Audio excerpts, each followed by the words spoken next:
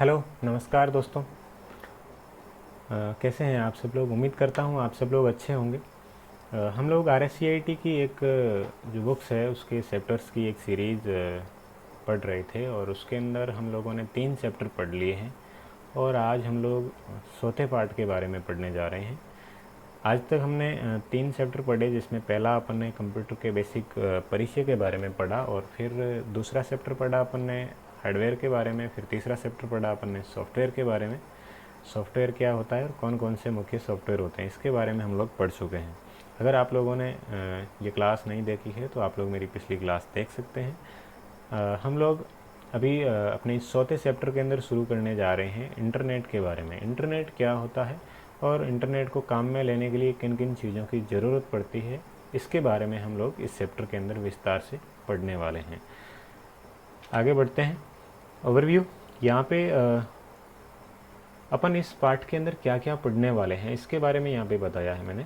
अपन लोग इंटरनेट के बारे में पढ़ेंगे, फिर क्लाइंट और सर्वर क्या होता है इसके बारे में पढ़ने वाले हैं, फिर ISP क्या होता है इसके बारे में पढ़ेंगे, मोडेम क्या होता है इसके बारे में पढ़ेंगे, फिर वर्ल्ड वाइड वेब, वेबसाइट और वेब सर्वर, URL, DNS क्या होता है इसके बारे में पढ़ेंगे, फिर वेब ब्राउज़र क्या होता है और कैसे काम में लेते हैं इसको, इसके बारे में पढ़ने वाले हैं।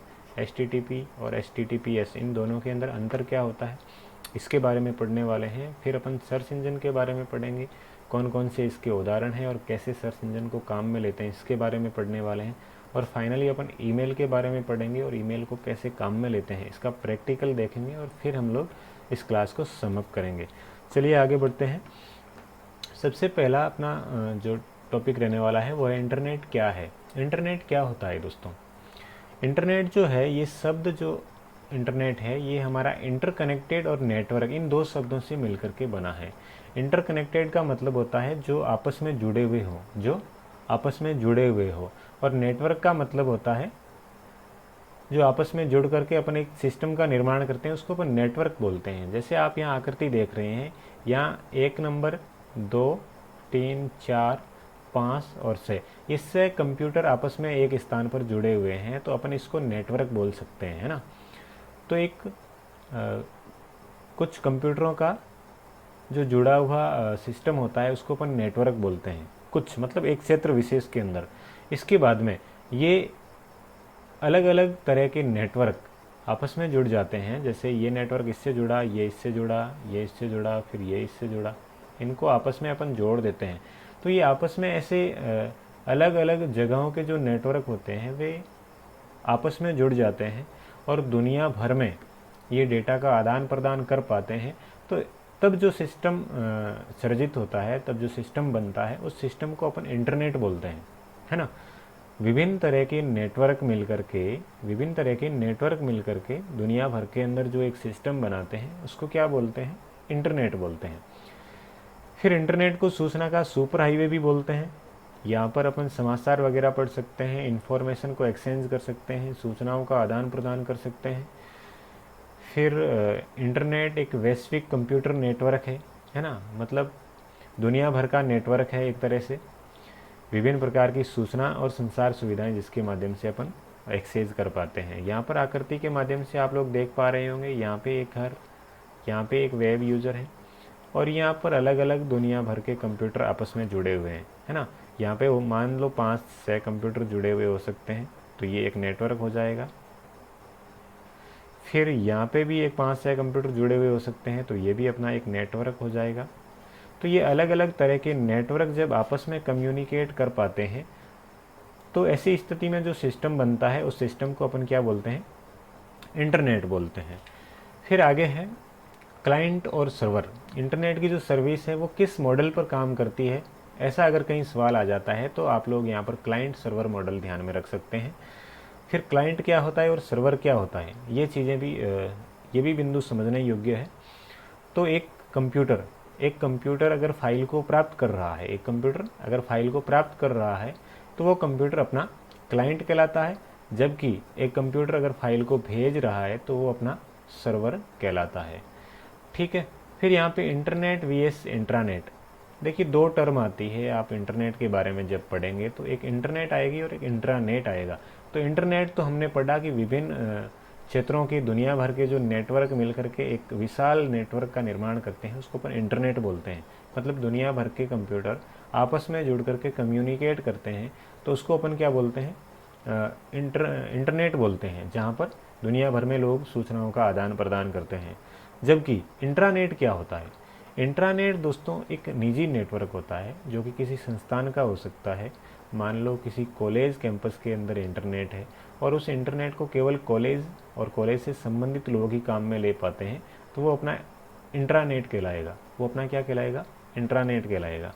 और इंट्रानेट से बाद में, इंट्रानेट से बाहर बढ़ेंगे तो एक्स्ट्रानेट होगा, और एक्स्ट्रानेट से भी थोड़ा बड़े पैमाने पर अगर कोई यूज़ किया जाने वाला हो तो वो इंटरनेट होगा।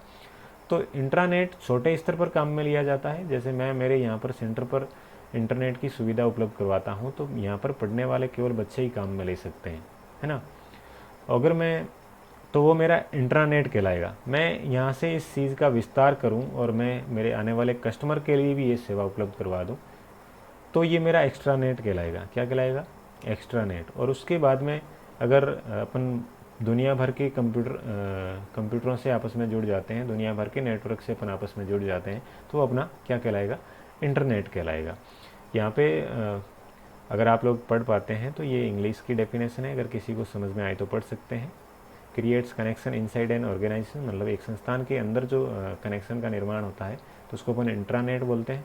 फिर एक ऐसा नेटवर्क जहाँ पर क्या होता है, कुछ बाहर के लोग भी एक्सेस कर सकते हैं उस कनेक्शन को, तो वो अपना एक्स्ट्रानेट कहलाता है। और इंटरनेट जो कि दुनिया भर के कंप्यूटर के बीच में जो सूचनाओं का आदान प्रदान करने के लिए जो कनेक्शन अपन स्थापित करते हैं उसको अपन इंटरनेट बोलते हैं। फिर अगला है इंटरनेट को कैसे एक्सेस करें। इंटरनेट को अपन एक्सेस करना चाहते हैं तो अपने पास में डिवाइस होनी चाहिए, कंप्यूटर या स्मार्टफोन। फिर इंटरनेट कनेक्शन होना चाहिए जो कि ISP अपन को उपलब्ध करवाता है, मतलब नेट होना चाहिए अपने पास में। उसके बाद में इंटरनेट एक्सेस करने के लिए संबंधित एप्लीकेशन होनी चाहिए या वेब ब्राउज़र अपने पास होना चाहिए। और उसके बाद में ब्राउज़ व्हाट यू वांट, मतलब उसके बाद में अपन जो अपन को ब्राउज़ करना है, जो सर्च करना है, वो अपन सर्च कर सकते हैं, ठीक है ना। तो आपके पास एक लैपटॉप होगा, आप यूज़र होंगे और आप दुनिया भर की सूचना को एक्सेस कर पाएंगे अगर आपके डिवाइस के अंदर नेटवर्क हो, है ना। चलिए आगे बढ़ते हैं। ISP हमने अभी बात करी कि इंटरनेट को एक्सेस करने के लिए अपने पास इंटरनेट कनेक्शन होना चाहिए और डिवाइस होनी चाहिए कंप्यूटर या स्मार्टफोन के रूप में। तो इंटरनेट कनेक्शन अपन कहाँ से प्राप्त करते हैं? तो जहाँ से अपन इंटरनेट कनेक्शन प्राप्त करते हैं या जो अपन को इंटरनेट की सेवा उपलब्ध करवाते हैं उसको क्या बोलते हैं दोस्तों? ISP बोलते हैं। ISP का पूरा नाम आप ध्यान में रख सकते हैं, इंटरनेट सर्विस प्रोवाइडर। जो लोग हमें इंटरनेट की सेवा उपलब्ध करवाते हैं उनको ISP बोलते हैं। और ये अपने जो कंपनी वाले होते हैं ना, एयरटेल वगैरह है, जियो है, इनको अपन ISP बोल सकते हैं एक तरह से। तो इनकी जो सेवाएं होती हैं या ये जो सेवा उपलब्ध करवाने का काम करते हैं उनको अपन ISP बोलते हैं। फिर अगली टर्म आती है मोडेम।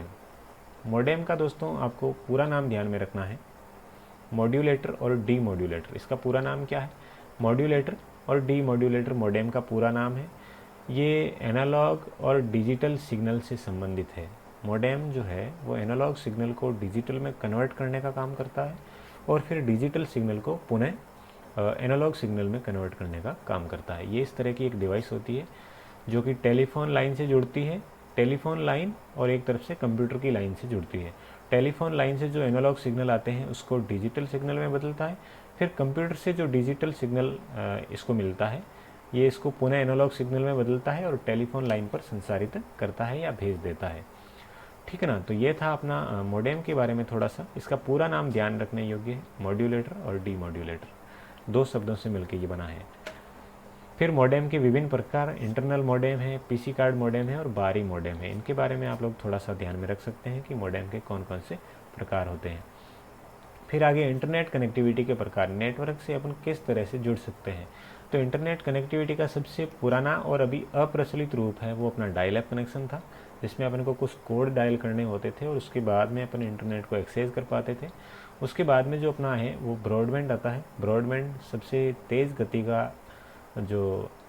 गति की जो इंटरनेट कनेक्टिविटी है वो अपन ब्रॉडबैंड के माध्यम से प्राप्त कर सकते हैं। ब्रॉडबैंड के विभिन्न प्रकार है, DSL है, केबल है, सैटेलाइट है और मोबाइल ब्रॉडबैंड है। यहाँ पे DSL का पूरा नाम होता है डिजिटल सब्सक्राइबर लाइन। DSL का पूरा नाम क्या है? Digital subscriber line. ये आप लोग याद रख सकते हैं। फिर यहाँ पे आप लोग ध्यान रख सकते हैं MBPS, ये जो अपना ब्रॉडबैंड है इसकी स्पीड किस में मापते हैं? ब्रॉडबैंड की स्पीड है वो MBPS में मापते हैं, मेगा बिट्स पर सेकेंड, है ना। MBPS ये थोड़ी महत्वपूर्ण टर्म आती है कि पूछा जाए आपसे कि ब्रॉडबैंड की जो स्पीड है उसको किस में मापते हैं, तो MBPS में मापते हैं, ये आप ध्यान में रख सकते हैं। फिर अगली टर्म आती है इंटरनेट कनेक्टिविटी से संबंधित, वो है अपनी वाईफाई। वाईफाई का पूरा नाम थोड़ा ध्यान रखने लायक है, वायरलेस फिडेलिटी होता है। वाईफाई होता क्या है आप सब लोग वाकिफ़ हैं। फ़ोन के अंदर अपन वाईफाई ऑन करते हैं और किसी अपने फ्रेंड से हॉटस्पॉट लेकर के अपन क्या करते हैं, इंटरनेट सर्फिंग कर सकते हैं। तो वाईफाई है ये अपना वायरलेस लोकल एरिया नेटवर्किंग का एक प्रकार है। लोकल एरिया मतलब एक छोटे क्षेत्र के अंदर जो नेटवर्क होता है उसको अपन लोकल एरिया नेटवर्क बोलते हैं। तो छोटे से क्षेत्र के अंदर अपन वायरलेस तरीके से आपस में जुड़ना चाहते हैं तो अपन वाईफाई को काम में ले सकते हैं। वाईफाई के अंदर जो टेक्नोलॉजी काम में ली जाती है उसे रेडियो फ्रीक्वेंसी नाम दिया गया है। तो आप लोग ध्यान में रख सकते हैं कि वाईफाई में कौन सी टेक्नोलॉजी काम में ली जाती है, तो आप लोग बता सकते हैं रेडियो फ्रीक्वेंसी। तो वाईफाई के बारे में दो चीज़ें, एक तो पूरा नाम और एक टेक्नोलॉजी कौन सी है वो वाईफाई में काम में ली जाती है। तो वाईफाई को जोड़ने के लिए तो हॉटस्पॉट की ज़रूरत होगी, ये आप सब लोगों को पता ही है ना। किसी फ़ोन में आप क्या करोगे, एक फ़ोन में आप हॉटस्पॉट ऑन करोगे और दूसरे में आप वाईफाई ऑन करके इंटरनेट को एक्सेस कर सकते हो, है ना। तो ये वाईफाई होगी। उसके बाद में है अपना एक वेबसाइट को ओपन करना। कोई वेबसाइट है तो उसको अपन ओपन कैसे करते हैं, ओपन करने से पहले, है ना, कोई भी वेबसाइट उसको अपन एक्सेस करें उससे पहले कुछ टर्म्स है उसके बारे में हम लोग पढ़ने वाले हैं। तो सबसे पहले अपन पढ़ेंगे वर्ल्ड वाइड वेब, www अपन ने कई बार देखा होगा आप लोगों ने। कोई भी वेबसाइट अपन सर्फ करते हैं या सर्च करते हैं तो उसके शुरुआत में अपन को नाम मिलता है www। अगर गूगल का जो सर्च इंजन है उसको अपन काम में लेना चाहते हैं तो अपन लगाएंगे www.google.com। जैसे मैं आपको दिखाना चाहूँ यहाँ पे, है ना, ये अपना हो गया, मैं यहाँ पे लिखूँ www.google.com। google.com मैंने लगाया तो हमारे यहाँ पर गूगल का सर्च इंजन खुल गया। तो मैंने पहले लगाया www। तो www का मतलब क्या होता है इसके बारे में यहाँ पर अपन लोग पढ़ने वाले हैं, है ना। तो www दोस्तों एक सिस्टम का नाम है, एक ऐसे तंत्र का नाम है जहाँ पर क्या किया जाता है, विभिन्न प्रकार की सूचना और डॉक्यूमेंट्स को रखा जाता है। वहाँ पर एक ऐसा स्पेस, एक ऐसा इंफॉर्मेशन स्पेस जहाँ पर दुनिया भर की सूचना को और डेटा को स्टोर करके रखा जाता है, ठीक है ना। और यहाँ पर जो सूचना रखी जाती है उस सूचना को URL के द्वारा आइडेंटिफाई किया जाता है। अपन ने अभी www.google.com लिखा, तो ये google.com लिखा ना, ये कहाँ गया, ये URL था एक तरह का। www.google.com ये क्या था, URL था। इस URL के माध्यम से अपन गूगल के सर्च इंजन को एक्सेस कर पा रहे थे, ठीक है ना।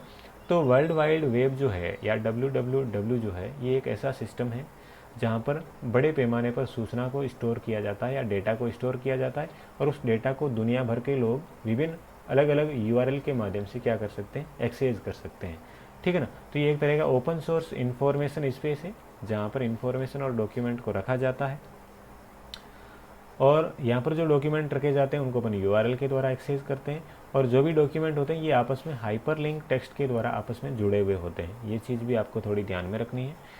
और यहाँ थोड़ा विस्तृत बात की गई है इंटरनेट के बारे में और वर्ल्ड वाइड वेब के बारे में।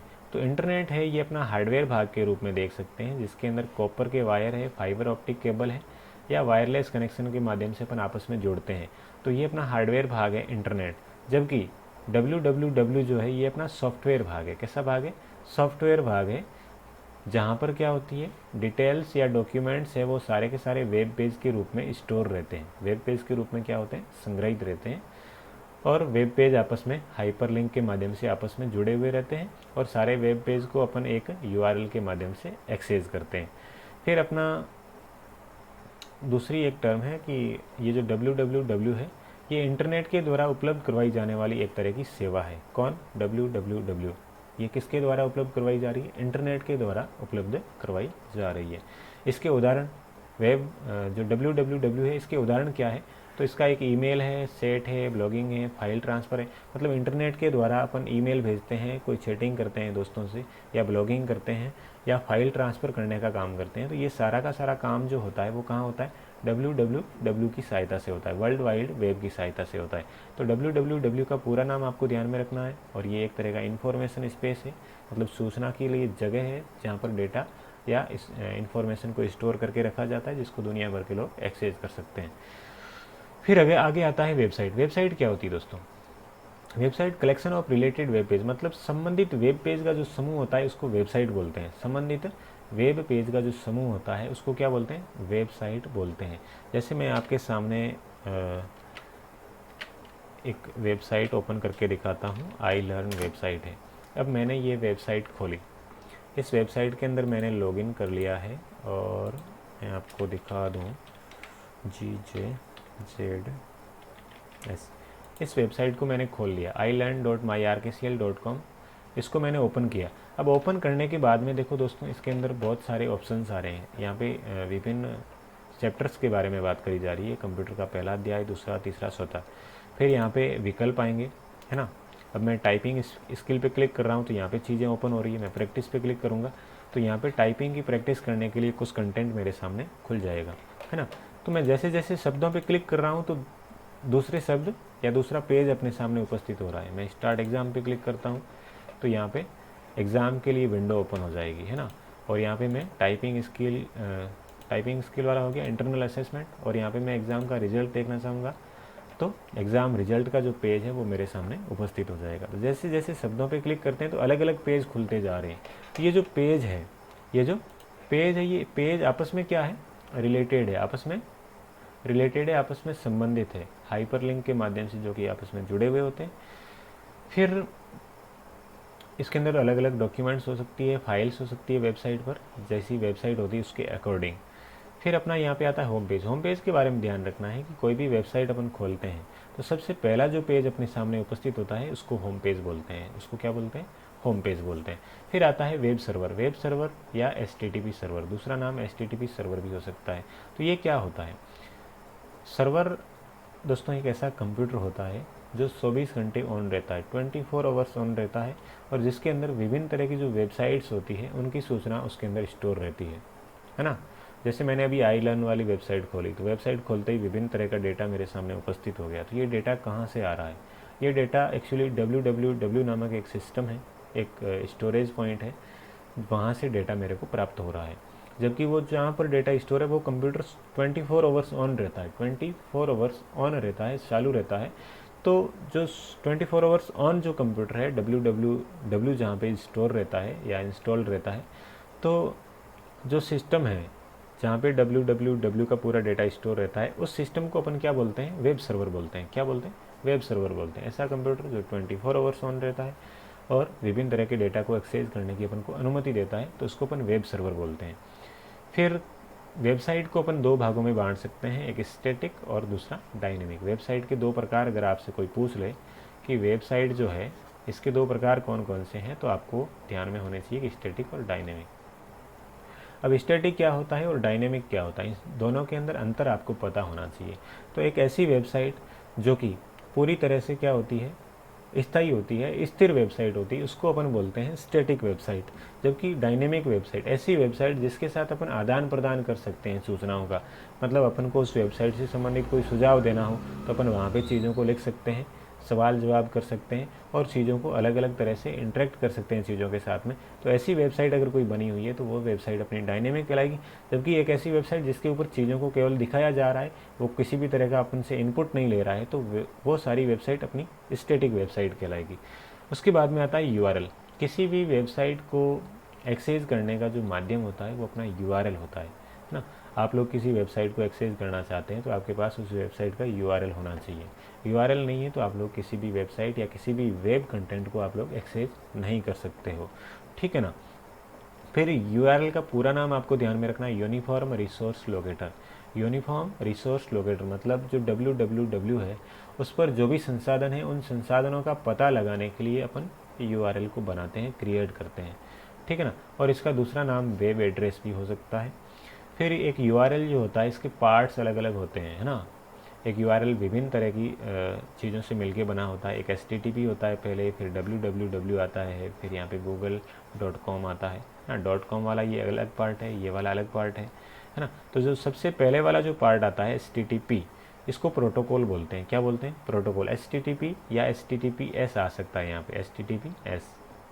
तो ये अपना प्रोटोकॉल है। फिर आता है www, ये अपना सब डोमेन कहलाता है। क्या कहलाता है दोस्तों? सब डोमेन।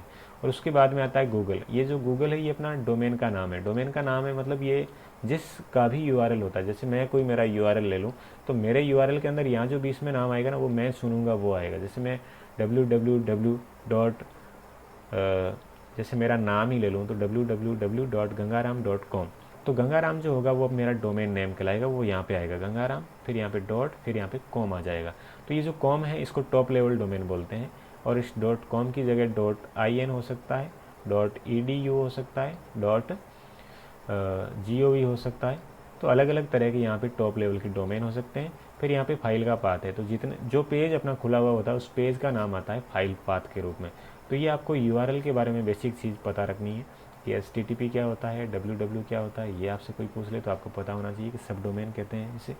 और ये अपना लास्ट में .com आता है या .in, .edu, .gov वगैरह आते हैं, तो ये अपने टॉप लेवल डोमेन होते हैं। इसके बारे में भी आप लोग थोड़ा ध्यान रखेंगे, है ना।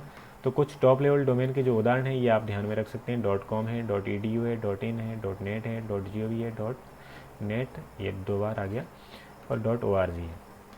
तो इनके बारे में बेसिक मैं आपको बता दूं कि .com होता है ये व्यावसायिक वेबसाइट होती है, उसके बाद में जुड़ा हुआ रहता है।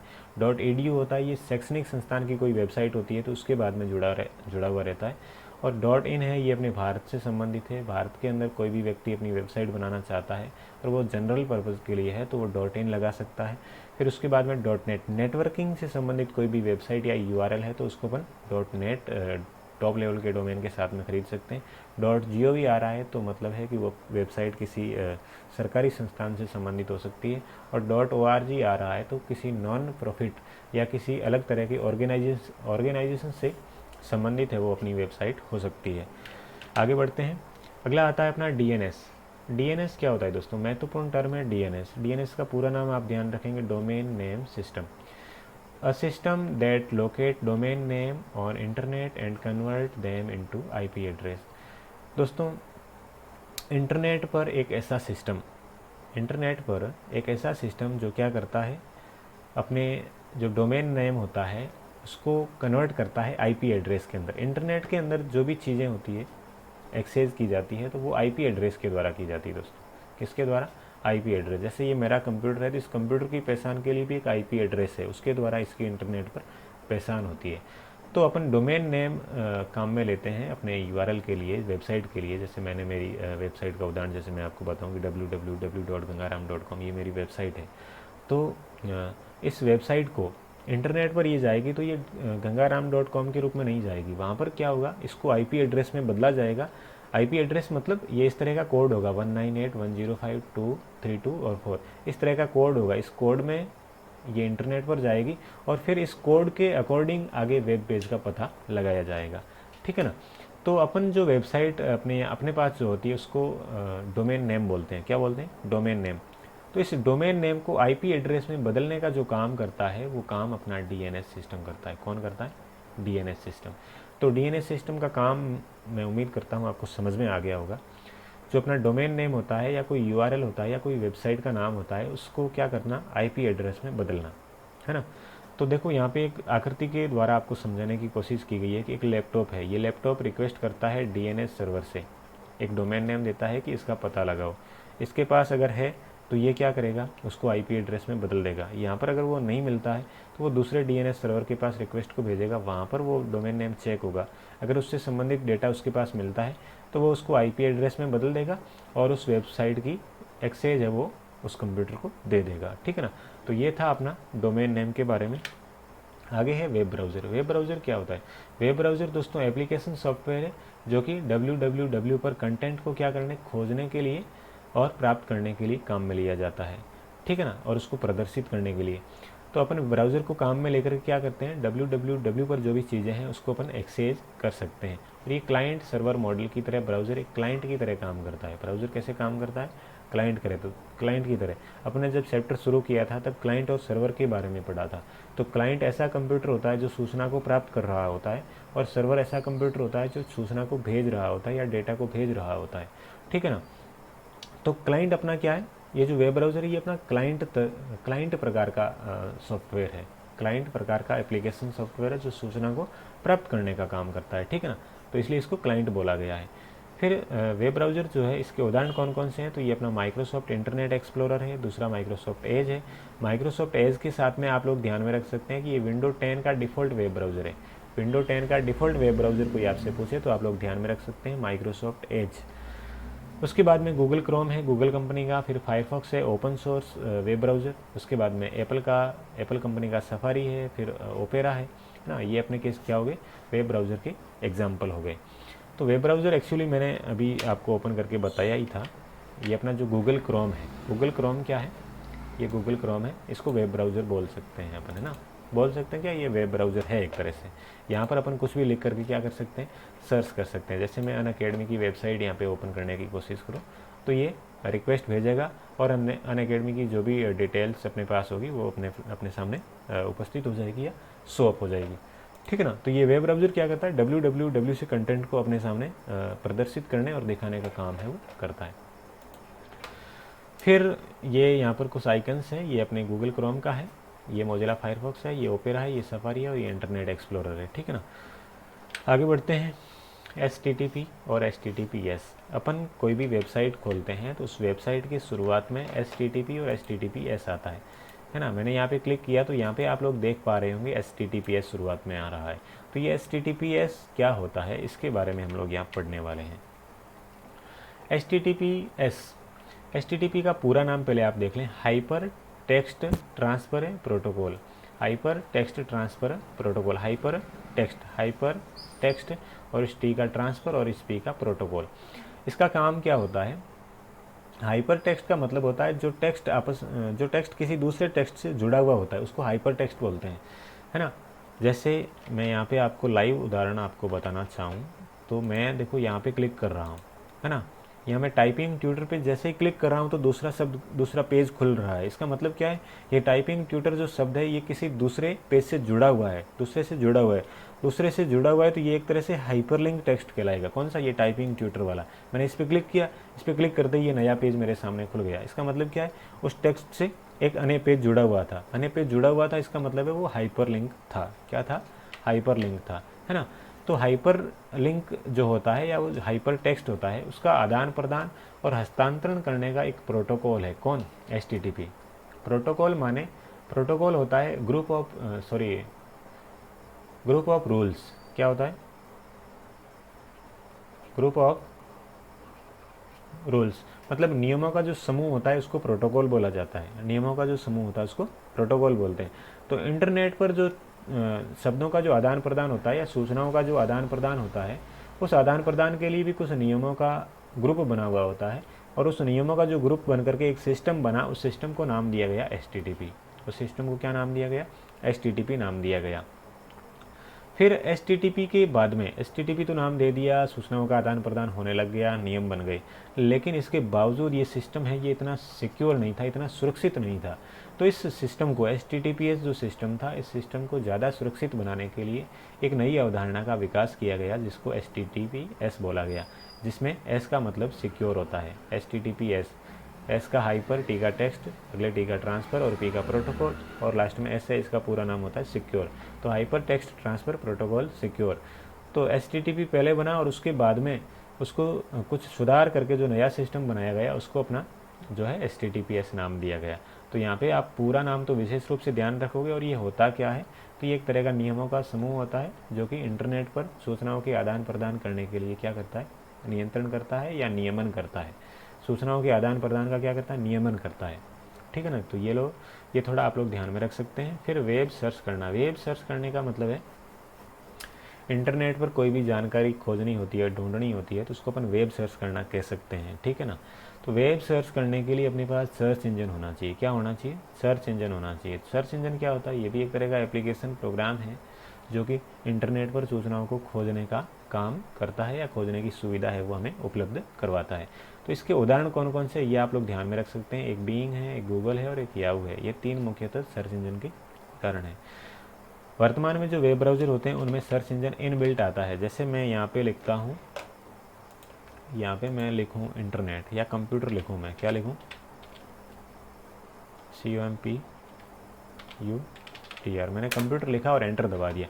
तो ये जो गूगल मेरा जो सर्च इंजन था वो यहाँ पे इनबिल्ट काम कर रहा है। ये गूगल सर्च इंजन भी बैकग्राउंड में काम कर रहा है और ये इंटरनेट से सूचनाओं को सर्च करके मेरे सामने प्रदर्शित कर रहा है।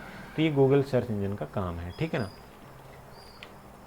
तो ये हो गया अपना गूगल सर्च इंजन। इसके अलावा bing.com भी आप काम में ले सकते हो, माइक्रोसॉफ्ट का है, और एक याहू भी आप लोग काम में ले सकते हो। इसके अलावा एक सर्च इंजन जो है वो वास्तविक समय में निम्नलिखित प्रक्रियाओं को संभालता है। मतलब एक एक सर्च इंजन है वो काम करता है तो उसके बैकग्राउंड में कौन कौन सी प्रक्रियाएं होती है उसका भी आप लोग थोड़ा सा ध्यान रख सकते हैं अगर आप बड़ी कंपटीशन की तैयारी कर रहे हैं तो, क्योंकि ये थोड़ा टिपिकल है और इसको पूछा जा सकता है। तो 3 प्रक्रियाएं हैं वो सर्च इंजन के पीछे काम करती है। तो सबसे पहली है वो वेब क्रॉलिंग है, या इसको वेब स्पाइडर भी बोल सकते हैं। ये क्या है, एक तरह का इंटरनेट बोट है जो वेब अनुक्रमण के लिए वर्ल्ड वाइड वेब को व्यवस्थित तरीके से ब्राउज करता है। मतलब अपन जो भी चीज़ें खोजते हैं उसको व्यवस्थित तरीके से खोजने का जो काम है वो अपने वेब क्रॉलिंग जो प्रोसेस होती है उसके द्वारा किया जाता है। फिर जो चीज़ें अपन ने खोजी है उसको ब्राउज तो इसने वेब क्रॉलिंग ने कर लिया। फिर ब्राउज करने के बाद में जो शब्द अपन ने खोजा था उससे संबंधित जो भी शब्द है या उससे संबंधित शब्दों के जो भी URL है, जो भी वेबसाइट्स है, उनको क्या करता है, ये आपस में जोड़ता है। आपस में क्या करता है, जोड़ता है। जो भी शब्द अपन ने ढूंढे और जो शब्द उसको मिले उनको आपस में ये लिंक करता है। और लिंक करने के बाद में जो सिस्टम एक आता है रैंकिंग सिस्टम, वो रैंकिंग सिस्टम क्या करता है, जितने भी ढूंढे हैं और जितने भी लिंक किए हैं टेक्स्ट या कीवर्ड्स, उनको ये प्रदर्शित करने का काम करता है रैंकिंग सिस्टम लास्ट में। और रैंकिंग करके और अपने सामने क्या करता है, प्रदर्शित करता है। जैसे मैंने अभी कंप्यूटर लिखा, तो कंप्यूटर लिखते ही जो बैकग्राउंड में प्रोसेस हुई वो अपनी वेब क्रॉलर के द्वारा हुई, वेब क्रॉलिंग के द्वारा हुई। उसके बाद में बैकग्राउंड में इसकी लिस्ट बनी। जैसे कंप्यूटर मैंने यहाँ पे लिखा, तो कंप्यूटर लिखने के बाद में www पर कंप्यूटर से संबंधित जितनी भी वेबसाइट थी उन वेबसाइट से इस कंप्यूटर शब्द को जोड़ा गया, लिंक किया गया। ये काम किया गया इंडेक्सिंग के द्वारा। किसके द्वारा, इंडेक्सिंग के द्वारा। इंडेक्स करने के बाद में यहाँ पर जो ये लिस्ट मेरे सामने दिखाई जा रही है इसको क्या बोला गया, रैंकिंग बोला गया। ये लिस्ट दिखाने का जो काम किया गया ये रैंकिंग सिस्टम के द्वारा किया गया। तो ये अपनी थी 3 प्रोसेस किसके बैकग्राउंड में, सर्च इंजन के बैकग्राउंड में। इसके बारे में आप लोग ध्यान में रखेंगे। उसके बाद में विकीपीडिया आप लोग ध्यान में रख सकते हैं। विकीपीडिया एक मुक्त विश्वकोश है जहाँ पर विभिन्न तरह के डेटा जो सूचना है वो उपलब्ध रहती है अलग अलग टॉपिक्स के बारे में, जहाँ पर जो सूचना है वो दुनिया भर के जो उपयोग करता है वही लोग क्या करते हैं, अपडेट करते हैं और दुनिया भर के लोग वापस इसको एक्सेस करते हैं। जैसे मैं किसी भी तरह की सूचना विकीपीडिया पर डालना चाहूँ तो डाल सकता हूँ, जिसको आप लोग कभी भी भविष्य में है वो पढ़ सकते हैं, ठीक है ना। विकीपीडिया से आप किसी भी जानकारी को एक्सेस करना चाहते हैं तो आप लोग नॉर्मली विकी लिख सकते हैं, WIKI कॉलन लगाएंगे, एंटर दबाएंगे तो आपके सामने सबसे पहली जो वेबसाइट आएगी वो विकीपीडिया से संबंधित ही आएगी, है ना। तो ये अपना विकीपीडिया पर शब्दों को खोजने के बारे में थोड़ी सी जानकारी थी। फिर आता है ईमेल। ईमेल क्या होता है, ईमेल दोस्तों, ईमेल का पूरा नाम आप लोग ध्यान में रखोगे, इलेक्ट्रॉनिक मेल। ई माने इलेक्ट्रॉनिक और मेल का मतलब मेल। ईमेल का मतलब है मेल, डाक को बोलते हैं। किसको बोलते हैं, डाक को। तो इलेक्ट्रॉनिक माध्यम से आप कोई डाक भेजने का काम करते हैं या कोई लेटर भेजने का काम करते हैं या कोई डॉक्यूमेंट भेजने का काम करते हैं, तो वो अपना जिस माध्यम से भेजा जाएगा उसको अपन ईमेल बोलेंगे। क्या बोलेंगे, ईमेल। एक ऐसा डिजिटल प्लेटफॉर्म किसके लिए, मैसेज करने के लिए एक व्यक्ति से दूसरे व्यक्ति तक, है ना। तो ये जो है अपना ईमेल है ये किस मॉडल पर काम करता है, अगर आपसे कोई पूछ ले तो ये स्टोर एंड फॉरवर्ड मॉडल पे काम करता है। ये स्टोर एंड फॉरवर्ड मॉडल पे काम करता है। इसका मतलब है कि यहाँ से एक उपयोगकर्ता डेटा भेजता है, जैसे ये मैं हूँ, मैंने डेटा भेजा तो ये डेटा क्या हुआ, इंटरनेट पर स्टोर हुआ, ईमेल के सर्वर पर स्टोर हुआ और फिर आगे किसके पास गया, प्राप्तकर्ता या रिसीवर के पास गया। लेकिन जब मैंने मेल भेजा जब मैंने मेल भेजा तब ज़रूरी नहीं है कि ये प्राप्त करने वाला ऑनलाइन हो, तो ये मेल कैसे भेजना संभव हो। तो इसके लिए एक बीच में सिस्टम बनाया गया जहाँ पर इस ईमेल को स्टोर कर लिया जाता है और जैसे ही आगे वाला बंदा ऑनलाइन आता है तो उस स्टोर ईमेल को आगे वाले बंदे को भेज दिया जाता है। तो ये क्या कहलाती है, स्टोर एंड फॉरवर्ड मॉडल कहलाता है ईमेल का, जिसमें इन्फॉर्मेशन को ऑनलाइन स्टोर किया जाता है और फिर आगे रिसीवर जैसे ही ऑनलाइन आता है उसको भेज दी जाती है। तो ये अपना स्टोर एंड फॉरवर्ड मॉडल कहलाता है, ठीक है ना। फिर उसके बाद में ईमेल प्लेटफॉर्म कौन कौन से हैं, तो इसका अपना सबसे प्रमुख जो आज काम में लिया जाता है वो जीमेल है, उसके बाद में हॉटमेल है, याहू मेल है और आउटलुक है। ये अपने कुछ ईमेल प्लेटफॉर्म है। फिर ईमेल एड्रेस का फॉर्मेट क्या होता है, ये महत्वपूर्ण है दोस्तों, ये आप ध्यान में रख सकते हो, है ना। यहाँ पे लोकल पार्ट आता है, लोकल पार्ट माने मेल बॉक्स का नाम आता है। जैसे मैं मेरी मेल आईडी बनाता हूँ तो ये जो @@ का सिन आएगा, इससे पहले जो नाम आएगा वो तो मेरा नाम होगा और उसके बाद में जो नाम होगा वो डोमेन नेम होगा। मतलब जो ईमेल की सुविधा अपन को प्रोवाइड करवाता है, उपलब्ध करवा रहा है, उसका नाम @ के बाद में आने वाला है। तो जैसे मैं यहाँ पर मेरी मेल आईडी का आपको उदाहरण बताऊँ तो IGR गोदारा, ये @ से पहले आ रहा है, मतलब ये तो मेरा नाम हो गया, मेल बॉक्स का नाम हो गया, मतलब मेरा नाम हो गया। और इसके बाद में ये जो नाम आ रहा है ये gmail.com, ये किसका नाम हो गया, डोमेन का नाम हो गया। तो ये आप फॉर्मेट ध्यान में रख सकते हैं कि @ से पहले एक नाम होगा जो कि लोकल पार्ट होगा, मेल बॉक्स का नाम होगा, उपयोगकर्ता का नाम होगा, जबकि @ के बाद में एक नाम होगा, वो नाम किसका होगा, डोमेन का नाम होगा या जो कंपनी ईमेल की सुविधा उपलब्ध करवा रही है उसका नाम होगा। आगे है ईमेल के बारे में जो कुछ टर्म्स है उसके बारे में अपन लोग यहाँ पे पढ़ने वाले हैं। तो ईमेल जो होती है, ईमेल के अंदर सबसे पहले होता है कंपोज, है ना। ईमेल मतलब ईमेल में ही अपन जीमेल के बारे में पढ़ रहे हैं दोस्तों। जीमेल अगर आप काम में ले रहे हो, आपके फ़ोन में जीमेल है या आप कंप्यूटर के अंदर जीमेल को काम में लेते हो, तो कैसे उस जीमेल को आप काम में ले सकते हो और जीमेल से संबंधित प्रमुख ऑप्शंस कौन कौन से हैं उसके बारे में मैं आपको यहाँ बताने वाला हूँ। तो सबसे पहला आता है कंपोज। आप मेल किसी को भेजना चाहते हो तो आप इस कंपोज पर क्लिक करोगे या पेंसिल का चिन्ह आपको नज़र आएगा फ़ोन के अंदर, आप उस पर जैसे ही क्लिक करोगे तो आपके सामने इस तरह का एक मैसेज आएगा जहाँ पे टू लिखा हुआ होगा, सब्जेक्ट लिखा हुआ होगा और यहाँ पर कुछ इस तरह के विकल्प होंगे। तो कंपोज पर क्लिक करने के बाद में इस तरह का ऑप्शन आएगा। यहाँ पे टू के अंदर आप जिसको मेल भेजना है उसका मेल एड्रेस लिखोगे, सब्जेक्ट में आप लोग विषय लिखोगे, मतलब आप मेल किस विषय से संबंधित भेज रहे हो, और यहाँ पे आप जो भी कंटेंट आपको लिखना होता है वो लिख लोगे, ठीक है ना। तो कंपोज करने के बाद में आपने पता लिख लिया, सब्जेक्ट लिख दिया, यहाँ पे कंटेंट लिख दिया। उसके बाद में आप यहाँ पे एक चीज़ ध्यान में रखोगे, अटैचमेंट। मतलब आप जो मेल भेज रहे हो उस मेल के साथ में कोई फाइल भेजना चाहते हो, जैसे आप कोई PDF भेजना चाहते हो या कोई और तरह की फाइल भेज रहे हो, तो उस फाइल को आप अटैचमेंट बोलोगे। क्या बोलोगे, अटैचमेंट। मतलब मेल के साथ में जो भी फाइल जोड़ी जा रही है उसको अपन अटैचमेंट बोलते हैं। और जो फाइल अपन जोड़ेंगे वो फाइल इस ऑप्शन के माध्यम से जोड़ेंगे, है ना। ये अटैचमेंट का ये ऑप्शन है अपना, कौन सा, ये वाला, इस तरह का ऑप्शन होगा। ये इस तरह का कुछ इस तरह की लाइंस बनी हुई होगी, इसको अटैचमेंट विकल्प बोलते हैं। क्या बोलते हैं, अटैचमेंट। तो जो भी अपना अटैचमेंट होता है वो दोस्तों मैक्सिमम उसकी जो लिमिट होती है साइज़ की वो 25 MB होती है। ये भी आप लोग ध्यान में रख सकते हैं कि आप कोई मेल भेज रहे हो तो उसमें आप जो फाइल जोड़ने वाले हैं वो फाइल अधिकतम कितनी बड़ी हो सकती है, तो वो 25 MB की हो सकती है। तो 25 MB से बड़ी फाइल अपन को भेजनी हो तो क्या ऑप्शन रहता है, तो उसके लिए क्या करता है, ये जीमेल ऑटोमेटिकली उस फाइल को गूगल ड्राइव पर अपलोड कर देगा और उस गूगल ड्राइव का जो लिंक होगा उस लिंक को वो इस यहाँ पर जीमेल के साथ में अटैच करके और आगे वाले को आपका डेटा है वो भेज देगा। तो आगे वाला जो है वो उस लिंक को काम में लेकर के जो भी आपकी जो 25 MB से बड़ी फाइल है उसको वो एक्सेस कर सकता है, ठीक है ना। तो ये अपना हो गया कंपोज। और कंपोज के बाद में अटैचमेंट। अटैचमेंट की अधिकतम साइज़ कितनी होती है और अधिकतम साइज़ से बड़ी फाइल है तो अपन क्या करेंगे, इनके बारे में हमने यहाँ पर देखा। उसके बाद में इनबॉक्स। इनबॉक्स का मतलब होता है जो भी मेल आपके पास आया है वो सारा का सारा इनबॉक्स फोल्डर के अंदर मिलेगा। आप इनबॉक्स पर क्लिक करोगे तो आपके पास जितनी भी मेल आज तक आई है वो सारी की सारी ओपन हो जाएगी। फिर आता है सेंड का ऑप्शन। सेंड का मतलब होता है जो मेल आपने भेजी है, जितनी मेल आपने आज तक भेज रखी है उन सारी की सारी मेल्स की जो लिस्ट आएगी वो अपनी सेंड फोल्डर के अंदर आएगी। फिर आता है ड्राफ्ट्स। ड्राफ्ट्स मतलब ऐसे मेल जो मेल अधूरे हैं, मतलब जो मेल भेजे नहीं गए हैं किसी को लेकिन लिखने की अपन ने कोशिश करी है, वे सारे मेल ड्राफ्ट्स के रूप में स्टोर रहते हैं। और उसके बाद में आता है स्पैम। स्पैम का मतलब होता है ऐसे ईमेल जो अवांछित होते हैं। अवांछित मतलब ऐसे मेल जिनका मुझसे कोई वास्ता नहीं था या जो मैंने चाहे नहीं थे या जो मेरे से प्रत्यक्ष रूप से संबंधित नहीं थे, वे सारे के सारे मेल स्पैम होते हैं, जो कि वायरस हो सकते हैं या अपने सिस्टम को नुकसान पहुंचाने के इरादे से किसी भी तरह की फाइल वगैरह भेजी गई हो सकती है। तो इस तरह के जो रिस्क वाले होते हैं या खतरे वाले जो मेल होते हैं, वे अपने कहाँ आते हैं, स्पैम फोल्डर के अंदर आते हैं।